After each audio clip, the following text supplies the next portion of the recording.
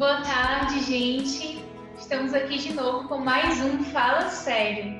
O tema de hoje é sobre o encontro de gerações. A nossa convidada especial é a Delny. Delny, se apresenta aí pra gente. Boa tarde, meu povo, tudo bem? Que alegria estar aqui com vocês nesse domingo. Espero que vocês estejam aí com seu cafezinho, porque eu estou aqui com o meu e a Lívia também, né, Lívia? Um brinde. Então, falar sobre encontro de gerações, né? Mas eu me chamo Delny Bezerra, sou consagrada na comunidade de vida, Shalom. Sou celibatária pelo Reino dos Céus. E atualmente eu moro aqui na missão de Fortaleza, no Ceará, a casa-mãe da comunidade, tem esse privilégio, né? E apresento o programa Fazendo Barulho, que é um programa de televisão que a comunidade tem na Rede Vida e que vai ao ar todos os sábados às 23 horas e também no YouTube da comunidade Shalom. É que eu já faço o merchan, já aproveito o programa dos outros para fazer o merchan do meu, né? E é um programa jovem, atendendo ao apelo do Papa Francisco, na jornada de 2013, de nós fazermos barulho. E é muito bom estar aqui hoje com vocês em Santo André, para a gente bater esse papo sobre o encontro de gerações. Uma coisa, eu sou cearense, natural daqui do interior do Ceará, da minha cidade é Iguatu, e já morei em Maceió, no discipulado do Eusébio, morei no Rio de Janeiro e vim aqui para Fortaleza. Então, Delny, você falou do Papa Francisco, né? Que ele falou sobre o fazendo barulho e tudo mais. Então, o Papa também tem nos falado muito sobre esse encontro de gerações, né? Os mais novos e os mais velhos. O que é isso? O que o Papa quer dizer quando ele fala desse encontro de gerações, quando ele nos pede para viver esse encontro? Lívia, é interessante porque foi nessa mesma jornada de 2013 que o Papa Francisco lançou esse apelo do encontro das gerações. Se eu não me engano, foi no dia 26 de julho, na sacada da casa do Dom Orani, no Rio de Janeiro, em que ele fazia o Ângelus para os jovens, na Jornada Mundial da Juventude, no dia de Santana e São Joaquim, os pais de Nossa Senhora, né, em que nós celebramos o Dia dos Avós.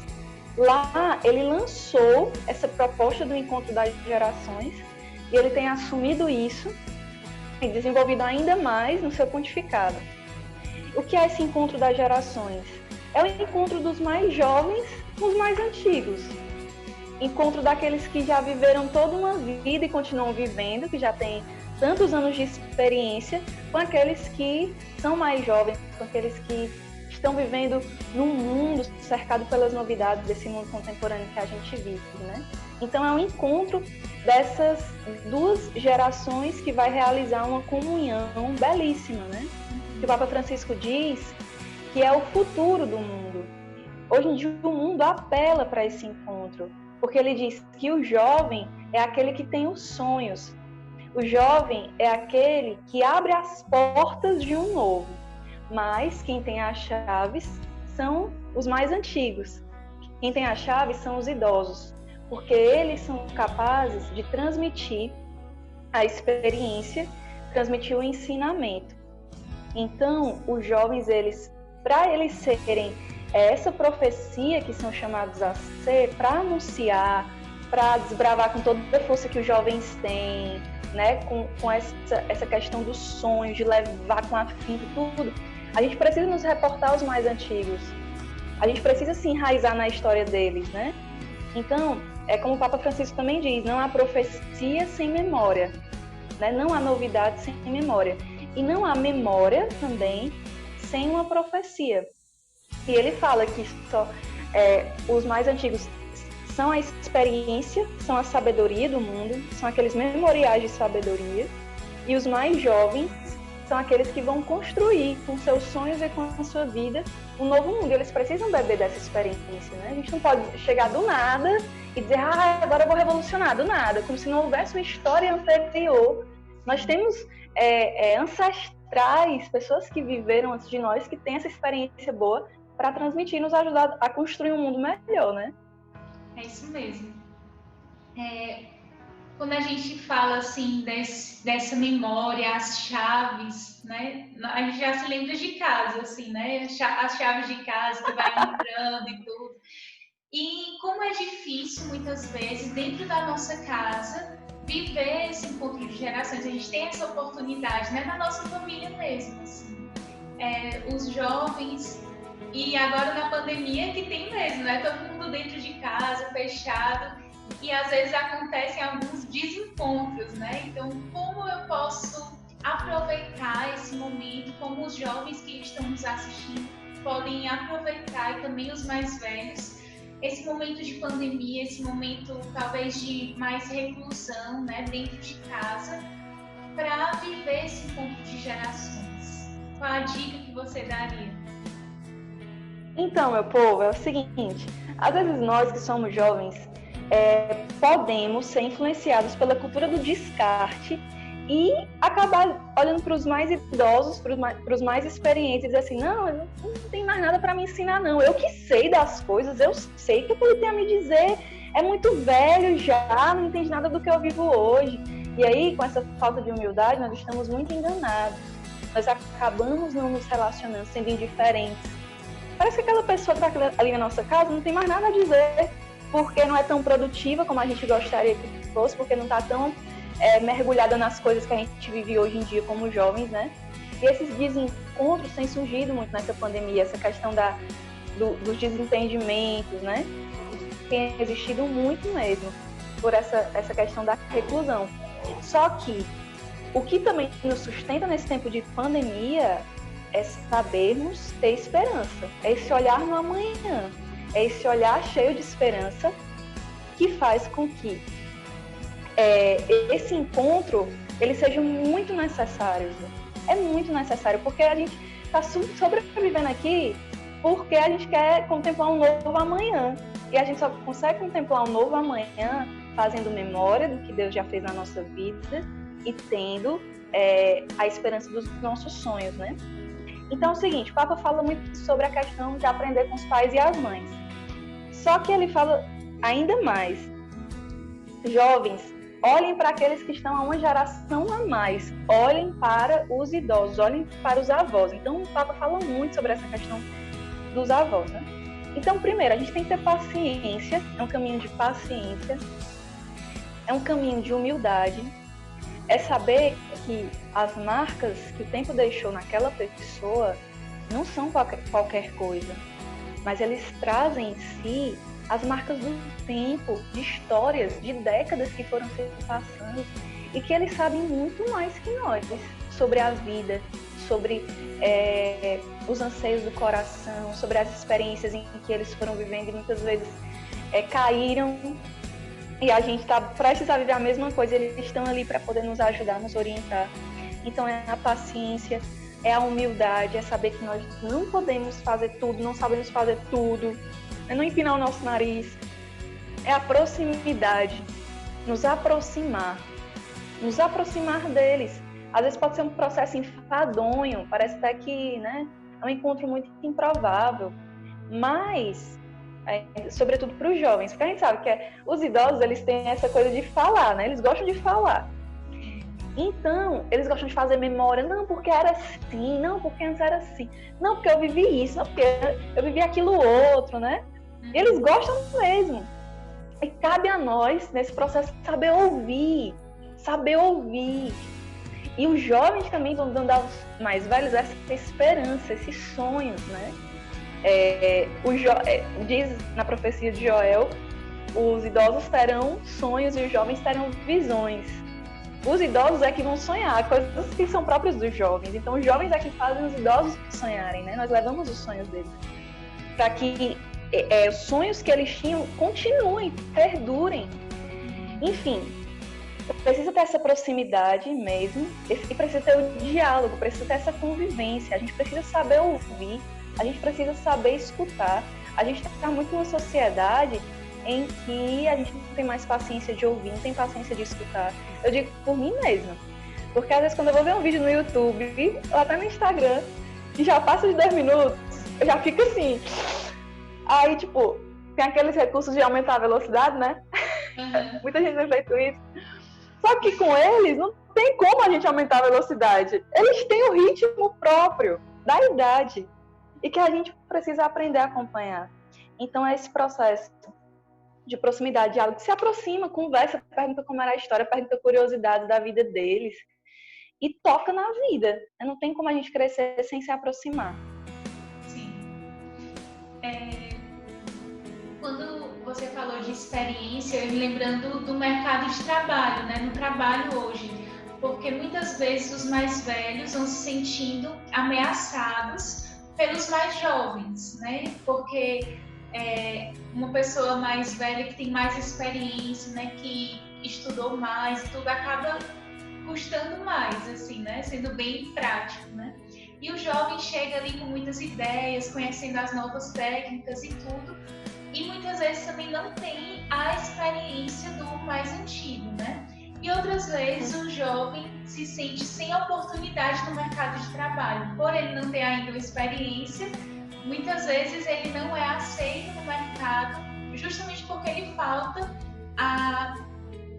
um currículo, né? Uma coisa que ele já fez e tudo. Então, como no trabalho hoje, a gente pode viver esse encontro de gerações. Qual a dica você daria para uma pessoa que está querendo trabalhar, ou então para alguém que seja mais velho, que vê as outras pessoas chegarem na empresa, ou nesse tempo, né, que a gente está precisando criar tantas coisas, para uma pessoa que está empreendendo, assim, uma pessoa mais velha, como ela pode contar com os jovens nesse processo? É sempre na perspectiva de que o outro tem algo a me ensinar. É sempre na perspectiva de que o outro, eu sempre tenho algo a aprender. Até mesmo com as crianças que não sabem nem falar, mas a gente aprende com elas. A ser pequenos, a ser pobres, a ser puros. Então, a gente não é um ser finalizado. Nós precisamos sempre estar nessa postura. Os mais antigos saberem que precisam aprender com os jovens, a revalorizar os sonhos, a vida, e nós jovens temos a aprender também. Essa troca de experiências é muito importante. Eu lembrei daquele filme, daquele filme do Estagiário. Vocês já viram esse filme? O Estagiário? Uhum. Pronto. Robert De Niro. Eu acho que é o nome desse homem aí que faz o... E outra atriz aí bem famosa, que agora eu esqueci quem é. Mas esqueci o nome dela. Acho que é do Diabo Veste Prada, se eu não me engano, né? Pronto. Depois vocês procuram esse filme Estagiário, que ele vai dar um norte assim, visual naquilo que a gente está falando aqui.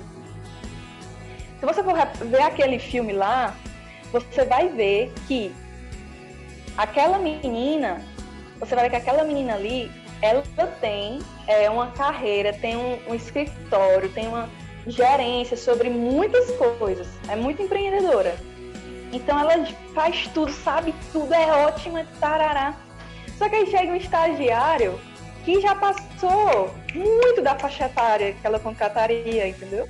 Só que aquele cara, ele tá precisando justamente voltar a ter um sentido, ter um ânimo. Tipo, eu ainda sou útil, eu ainda sirvo para que as pessoas possam se utilizar dos meus conhecimentos e da minha vida para serem melhor.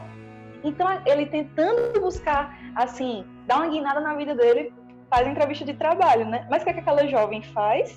Descarta, não, um velho aqui na minha equipe, né? E aí, o que acontece depois? Uma troca de experiências. Por quê? Aquela mulher, ela era imatura, era uma mulher que tinha uma família, mas que não sabia dar o devido valor da família, colocava o trabalho acima de tudo, mesmo sendo uma pessoa muito boa. E aquele homem lá, ele tinha perdido a esposa, era viúvo, e ele sabia o valor que havia no relacionamento. Ele sabia o valor que havia em aproveitar a vida, que a pessoa, ela vai além de uma função. É uma vida.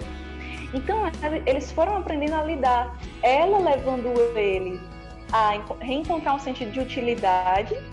Você é útil porque você me passa uma experiência de vida. E ele ensinando ela a ser uma pessoa melhor. Então, um foi ensinando o outro a serem uma pessoa melhor. Aquela comunhão foi muito boa. Inclusive, tem uma cena em que ele fala: eu trabalhava aqui. Aqui antes era um lugar em que eu trabalhava, né? Eu não lembro agora com que era. Só que aí eles se separaram. Ele fazia exatamente. Pronto. Eu trabalhava aqui. E ela, nossa, eu não sabia. Então, ele disse assim, eu sempre sentava ali. E ele vai fazendo memória de como era aquele lugar. Aquele lugar ali tinha uma história, tinha uma memória afetiva para ele. Então, ela foi absorvendo tudo isso, que ela precisava também viver a vida dela de uma maneira nova, né? Então, no mercado de trabalho, isso é muito importante. Sempre o outro tem algo a contribuir comigo. Sempre o outro tem algo a acrescentar. Eu não sou uma pessoa pronta, mas o outro, ele me complementa. Ainda mais o outro que é diferente de mim. Ainda mais o outro que tem mais experiência, mais idade. Né? A gente vai vendo muito isso. Então, não posso deixar levar pelo orgulho. Até mesmo na nossa comunidade também. A gente vê essa mescla que é muito sadia, que é muito benévola. Que vai contra a corrente dessa cultura do descarte. Então, a pessoa, ela vai muito além daquilo que ela faz. A pessoa é o que ela é. E o valor dela não está naquilo que ela pode produzir ou não, mas naquilo que ela representa, naquilo que ela traz, né?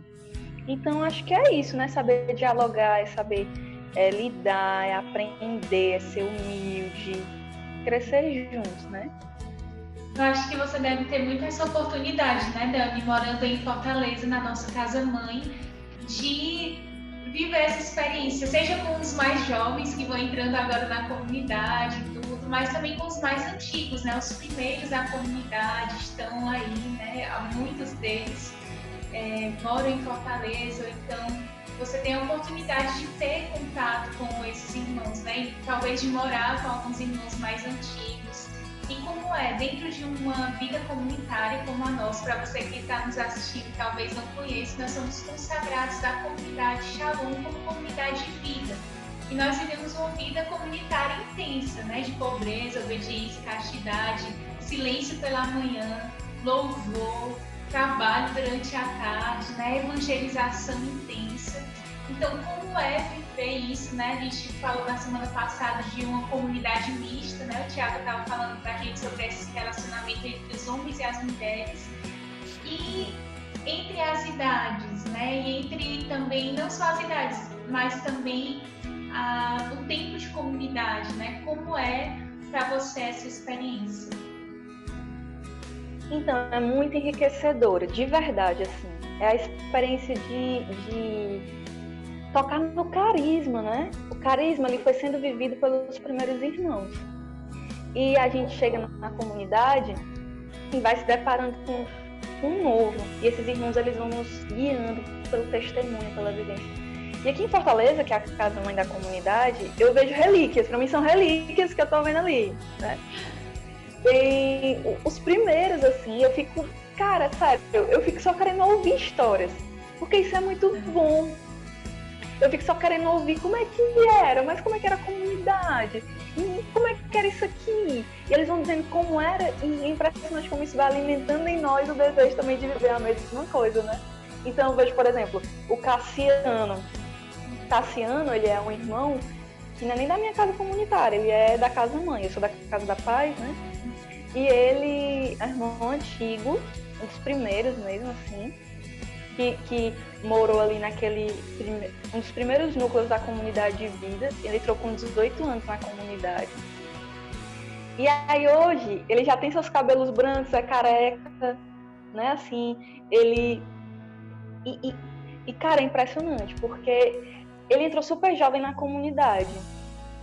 E eu fico assim, meu Deus, qual seria da perseverança dele? Porque para mim, esses mais antigos trazem o valor da perseverança. A gente vive numa cultura muito líquida. Não é nem mais líquida, é gasosa. Sim. Que evapora muito rápido, né? E a gente, uma hora quer, outra hora não quer.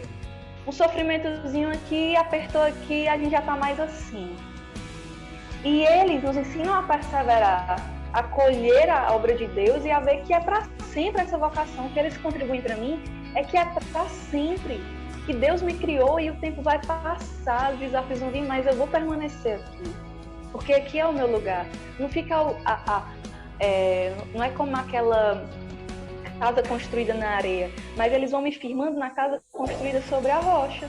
Que vem os ventos, vem as tempestades. Muitos que já passaram por enfermidades, muitos que vão passando pelas provas da dor, do sofrimento, né? Então aprendo muito com eles com relação a isso. Tem a Duca, por exemplo, na minha casa tem a Duca, o nome dela é Heloísa, né? Eu chamo de Duca, é um apelido de infância, né? E ela estava lá na primeira lanchonete Shalom fazendo sanduíches. Tem foto dela fazendo sanduíches na lanchonete do Shalom, né? Que foi, assim, a forma que Deus nos inspirou de iniciar esse novo, né? Essa nova evangelização. Então, ela traz a experiência dela. Aí eu percebo que eu sou muito ansiosa, né? A gente traz também essa ansiedade. Porque eu quero, não, porque tu quer, não, porque eu faço isso aqui, não, porque a gente fica cheio de coisa, cheio de coisinha. Aí pega ele super de boa, assim, sabe? Um negócio assim simples, eles simplificam tudo. É impressionante. Uma Jaque da vida, por exemplo, Jaque, ela foi uma das 5 primeiras. E ela foi a primeira celibatária da comunidade. Teve um dia que eu tive a oportunidade de ir para um retiro, da comunidade mesmo, assim, partilhar uma experiência pessoal.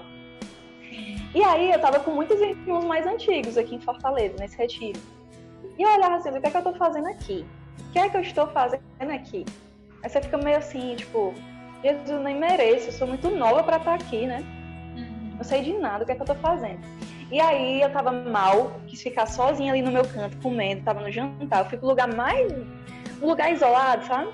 E aí senta a Jaque do meu lado, senta o padre João Wilkes, que é um irmão que também super antigo, que mora lá em Roma. Sentaram do meu lado, eu digo, meu Deus, logo eles, eu já tô aqui no conflito do que é que eu tô fazendo aqui. E aí a Jaque começou a me falar, você sabia que eu sou a primeira celibatária da comunidade? Eu disse, não. E o padre João Wilkes foi o primeiro homem celibatário da comunidade.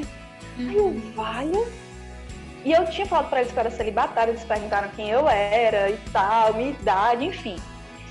E eles me deram um novo ânimo para viver a minha vocação e o meu celibato. E eu disse, meu Deus, é belo, é muito bom ouvir, é muito bom aprender, é muito bom dialogar. Então, eles assim marcaram e marcam profundamente a minha vida, o meu caminho vocacional, sabe?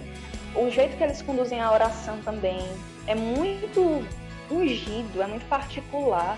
É uma oração de você ver realmente assim, a unção que vem de Deus, o poder de Deus ali agindo, né? E o Papa, quando ele foi falar para nós como comunidade, na nossa convenção Shalom, 35 anos, em que nós fomos para Roma, o Papa ele falava que é próprio dos mais antigos entregarem o carisma, passarem o carisma, transmitirem o carisma, passar a tocha para nós, jovens, e nós jovens também irmos renovando eles no ardor e na oferta de vida. Ele falou dessa importância do diálogo, que isso aqui vai ser um grande testemunho para o mundo, o diálogo que existe entre as gerações da comunidade, né? Então, assim, eu me sinto de verdade muito agraciada em poder ser quem sou, Shalom, comunidade de vida, colhendo a partir do testemunho deles. Irmãos que, sabe, não ficam mais ligando para coisinhas bobas e pequenas, porque eles são. A gente é que ainda fica com insegurança se eu sou, se eu não sou, se eu não... Eles são quem eles são. Isso dá uma liberdade, assim. Eles não vivem separadamente a vocação e quem eles são. A gente é que tem essa tendência de, parece que eu sou Delny de um jeito quando eu tô aqui, aí eu sou comunidade de vida quando eu tô ali, aí eu sou celibatária quando eu tô aqui. Eles são uma coisa só. Eles são, é a vida. Eu sou comunidade de vida por inteiro. Na minha vida, dentro das estruturas da comunidade de vida, quanto fora. Então eles me ensinam esse processo, assim, de encarnar na vida a vontade de Deus. Legal, Dani, muito legal mesmo. Eu me lembrei agora de um professor que dizia assim que a simplicidade é um ponto de chegada, né? E é verdade, assim, né? Quantas vezes os mais antigos são os mais simples, né? Nos mostram que a vida não é tão complicada assim como a gente pensa, né? Uma outra pergunta que eu queria te fazer, Dani, para a gente terminar, é acerca do respeito. Assim, eu pelo menos cresci ouvindo isso, né? Que eu precisava respeitar os mais velhos, porque eles já tinham tido essa experiência e tudo mais, né? Porque pela realidade deles também. Mas também é importante falar do respeito para com os mais jovens, né? Você falou das crianças. Como é que a gente pode viver essa cultura do respeito, né? Essa cultura acho que até da admiração também, né, de uns para com os outros. Uhum. E também uma cultura de empatia mesmo, que a gente precisa ter, né? É aquele olhar que eu estava falando também, essa questão do eu sempre tenho que aprender alguma coisa. Não é porque eu sou mais antigo também, eu sou mais velho, eu sou idoso, que eu já sei de tudo, e esse jovenzinho aí não sabe de nada. Precisa haver esse respeito e esse olhar de que aquele jovem ali, ele, como Samuel olhou para Davi, né, sabe? Samuel enxergou em Davi um potencial. E ter esse olhar de Samuel, de discipular, é muito ofensivo quando a gente escuta, por exemplo, assim, não, porque na minha geração era melhor. Não, porque na minha geração era melhor. Os jovens aguentavam mais. Hoje em dia os jovens são muito frouxos, hoje em dia o povo é muito mole, não aguenta muita coisa. Com um olhar de menosprezo para a geração atual. Isso não pode acontecer. Se isso acontece, se hoje, nossa sociedade, muitas vezes, eu não estou dizendo que é o X da questão, mas é uma das consequências. Se os jovens hoje são, às vezes, muito inconstantes, se são muito assim, moles, se como essa gelatina, às vezes é porque ele também carece de um referencial, carece de um testemunho, carece de uma pessoa que não só critica ou ofende, mas que está ali do lado, para crescer junto, para dizer que, olha, eu te entendo, eu sei como é isso, eu passei por isso junto com você. Então, esse olhar de pai e mãe, de paternidade, de maternidade, que a gente precisa cultivar, porque sempre há esperança. A esperança sempre precisa nortear os nossos relacionamentos. Dizer, meu Deus, o mundo agora está perdido, porque esses jovens de hoje em dia, esses jovens, pois vai ajudar os jovens, pois nos ajudem. Eu reconheço que nós, muitas vezes, não queremos ajuda, porque a gente quer ser autossuficiente. Mas, ao mesmo tempo, precisa haver também esse chegar junto. A gente se enraiza a partir dos testemunhos. Precisa haver um testemunho de vida. Para que possa me inspirar, para que eu me admire daquela pessoa e diga assim, poxa vida, eu quero ser como aquela pessoa. Como esses consagrados mais antigos que eu falo, gera o desejo de ser como eles. Lógico, na minha originalidade, mas poxa, eu quero ser como eles, né? Então, assim, a geração de hoje é muito influenciada pelo testemunho dos idosos. Não tem como a gente dissociar uma coisa da outra, não. É uma reverberação da cultura que a gente vive hoje, sabe? E esse diálogo, é sério, o Papa Francisco realmente é muito sábio em dizer isso. Se a gente perder isso, a gente vai perder muita coisa na nossa cultura. Por que os jovens muitas vezes não têm sentido de vida? Porque o sentido de vida não é apresentado pelo testemunho de quem já viveu uma vida, sabe? Então a gente precisa realmente, assim, ter esse olhar de respeito mútuo, né? Porque isso é que vai construir uma sociedade melhor. Então, gente, é isso. A gente vai terminando por aqui o nosso Fala Sério. Eu queria agradecer, Dani, a você por ter aceito o nosso convite, né? Por estar aqui tomando esse cafezinho aqui com a gente. É bom ter você perto, assim, para nos falar sobre isso. E também agradecer a você que nos assistiu, né? Dani, se você quiser deixar uma mensagem final para o pessoal que está em casa. Sim, eu que agradeço o convite. Eu gostei muito aqui do papo com vocês. Espero que outras oportunidades aconteçam para a gente conversar mais. Um abraço para todo mundo aí na missão de Santo André, não é isso que está conversando comigo? Santo André, São Paulo. Santo André. E a mensagem que eu dou é a proximidade. É se esforçar para dialogar. É se esforçar para sair de si. É se esforçar para ser humilde. Para fazer essa saída sadia, que faz com que eu aprenda com o outro, que faz com que eu seja completado, que faz com que minha vida seja vivida com toda a riqueza que ela traz, com toda a riqueza que ela tem. E eu encerro aqui também, o Papa Francisco ele foi muito citado, né? Porque parte muito dele essas orientações para nós dessa comunhão de gerações. Os jovens, eles são os brotos, eles são a folhagem nova. Mas se não houver as raízes dos mais antigos, não tem como dar fruto, não tem como crescer e se desenvolver sem ser nutrido pela raiz.